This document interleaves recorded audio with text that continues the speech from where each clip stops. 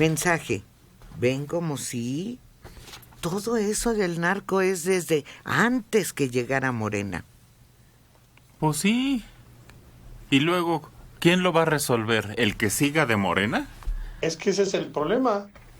Es decir, si hoy se incendia un edificio, lo tienes que apagar hoy, no tienes que echarle la culpa a los que lo construyeron hace 20 años.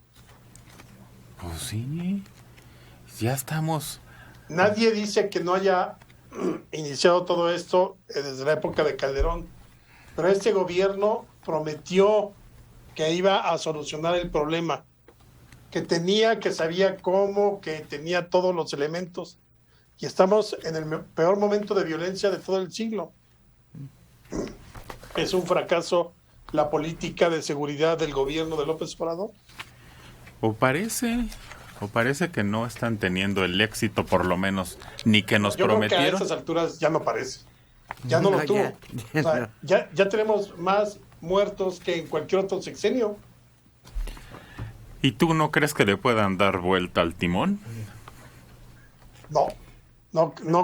Sobre todo porque el presidente es necio y está empecinado en que su política de hay que atender a las causas lo va a llevar por el camino correcto. Seguramente sus bisnietos hablarán de eso, porque ella no va a estar aquí cuando vea algún resultado de eso, ni nosotros. Mira, un dato del Observatorio Nacional Ciudadano. Los homicidios se disparan hasta 118% en los pueblos originarios del país. Las entidades más afectadas son Michoacán y Chihuahua. Homicidios dolosos según el Observatorio Nacional. Es que lo curioso es que no hay ningún delito que haya bajado considerablemente.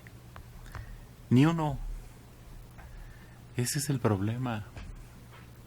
Nos estamos enfrentando a un crecimiento del delito en todos los sentidos, en todos los aspectos de inseguridad, que pareciera que no les importa la autoridad a los criminales, o no sé, hay mucha necesidad en las calles y faltan oportunidades, o qué carambas pasa que haya tantos delitos nuevos. No, es la falta de consecuencias. Ese es el problema.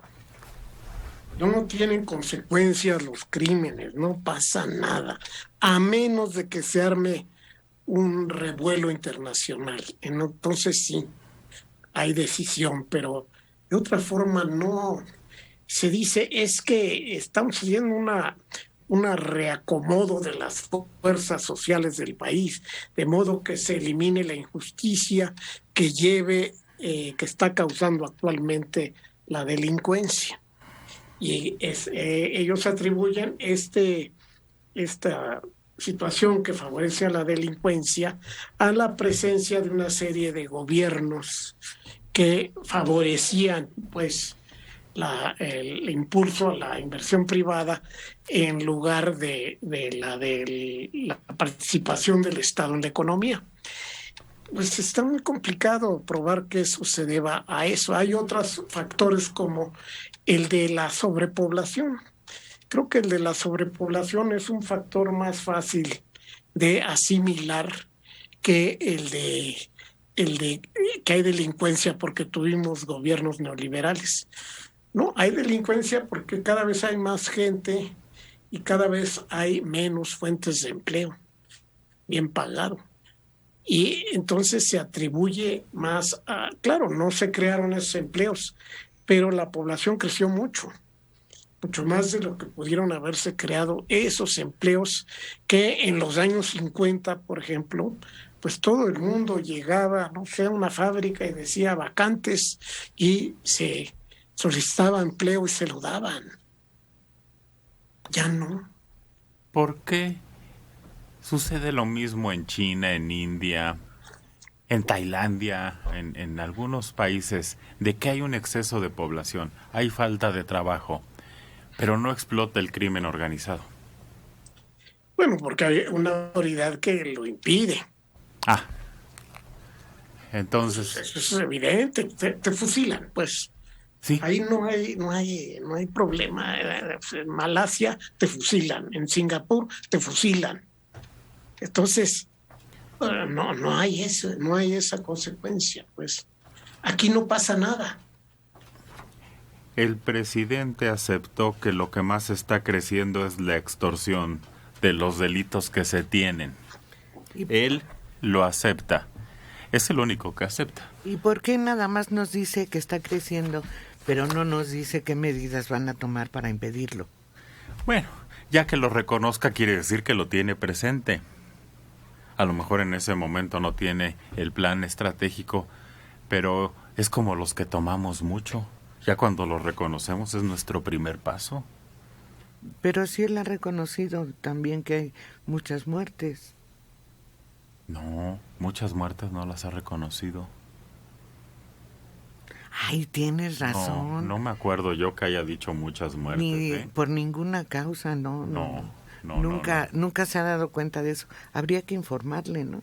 Pero miren lo que está diciendo Omar García Harfuch. Del reclusorio norte es de donde se generan más llamadas de extorsión telefónica. Dice que se han decomisado alrededor de 1,400 teléfonos celulares de los reclusorios de la capital del país. En menos de un año hemos hecho al menos 100 traslados con el apoyo de la secretaria Rosa Isela. La idea es despresurizar a ciertos generadores de violencia. Muchas veces tenemos internos que han entrado por un delito, digamos, no por delincuencia organizada, pero que dentro del penal nos han generado problemas. Esos han tenido que ser trasladados.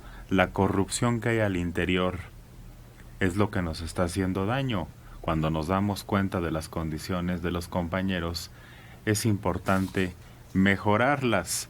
Muchas de las llamadas de extorsión salen de los penales, por lo cual está haciéndose el traslado de reos peligrosos a penales federales.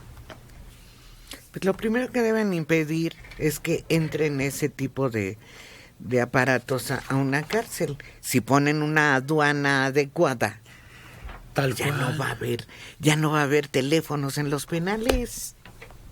¿Por Los qué? llevan dentro de los sopes que les llevan a los... Por eso, pero si hay una aduana adecuada, con detector de metales o lo que sea necesario. Ahora hay unas cosas como rayos que permiten ver determinados elementos. Pues sí, rayos X como en los aeropuertos, Algo así es. Bloqueadores de señal que nunca se han aplicado en los penales. ¿Cuánto se ha dicho de eso, Dora? Un montón de tiempo que se ha hablado de bloqueadores de señal. Y total, que porque los vecinos se quejan, que porque no hay señal de sus teléfonos, pues llévense los penales más lejos. Pero está en alguna uno época a merced de que hagan lo que les dé la gana dentro del penal. Estamos mal. En alguna época sí se utilizó la señal para bloquear celulares, pero ante el cambio de administración de arriba, desde arriba hasta abajo, bueno, se quitó esto. Por otro lado, existían los teléfonos de alcancía y era por turnos, según el dormitorio, y tenían acceso a con la tarjeta famosa, con todo. No les puedes negar ni los puedes mantener en un aislamiento total, pero tampoco les puedes dar toda la infraestructura tecnológica, incluyendo 20, 40 o 60 chips totalmente de compra anónima, para que puedan extorsionar o seguir controlando sus negocios desde el interior del penal. Desafortunadamente, mientras no se haga una limpia en la estructura de la dirección de centros de rehabilitación o de adaptación, no va a ser posible nada. Muchas de estas pequeñas y grandes lacras no se van a quitar. Si no es suficiente, el servidor público, abogados de servicio gratuito, que empiecen a desahogar los expedientes, que se desahoguen las cárceles, que no existe ese hacinamiento, esa pobreza, esa miseria, en donde el recluso más pobre le sirve de asistente, de lavandera y hasta de pareja sexual al más poderoso, en donde el que tiene acceso a comida, a ropa de lujo, zapatos, lociones, aparatos y todo esto, y el pobre no. Mientras esa desigualdad exista en los penales, ya no hablo de la sociedad en general, un sistema penitenciario como el que había diseñado en su momento, que respondía a las necesidades como el del doctor Sergio García, se me fue. Ramírez, funcionó en su momento, pero el hacinamiento, repito, y la velocidad con que todo fue cambiando, la proliferación de grupos de criminales, de delincuentes, el contubernio con las autoridades, la corrupción al interior del sistema, pues les dio en la torre. Y el detener, acumular expedientes tras expediente. Todo esto, pues puede dar 1008 delitos fuera del penal. Corrupción, asesinato, narcotráfico, control de negocios ilícitos, prostitución. Todo lo pueden hacer desde el interior del penal. Todo. Ayer hubo un enfrentamiento de la Guardia Nacional contra huachicoleros en Hidalgo, Tetepango. Las armas que obtuvieron los elementos de la Guardia Nacional con las que repelieron a los huachicoleros fue con las piedras que les habían atravesado en el camino. Las agarraron y con esas les dieron. Y es que dicen que los huachicoleros ponen piedras, llantas, para que los militares no puedan llegar, o para que cuando lleguen les avisen. Y entonces los otros escapan y los militares detenidos.